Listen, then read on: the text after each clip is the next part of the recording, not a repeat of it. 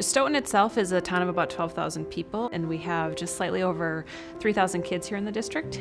The radios we had been using historically were old and using a little bit of an older technology. When we were just trying to communicate back to central office real time, we were not able to do that.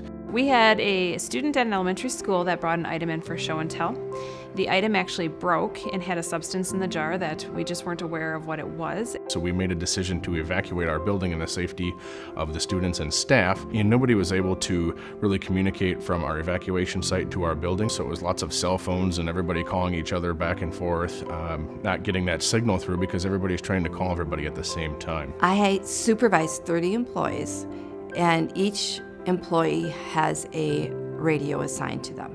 There are 3 night employees in this building, and we had an emergency with one of them, and I needed to get a hold of all 3 of them. The clarity on our old radios was poor. Sometimes you couldn't understand them, sometimes it was muffled, sometimes you couldn't reach them. We had a big frustration, and it needed to be solved. When you make a decision to go with a certain brand or a certain company, 1, you have to know they're going to be around for a while, and 2, you have to know that the people you're working with are going to be there to support you at time of need. MOTOTRBO was great to work with in that they were willing to meet with us. They helped take the time to understand what our needs were. We have the MOTOTRBO Link Capacity Plus that allows us to connect to our fiber optic network and use our current infrastructure that we already had. We can not only correct a problem, but we can sometimes prevent a problem because it's that instantaneous communication. When I inventoried the old radio system, I would say 75% of the radios had some type of defect on them, whether it be a cracked housing,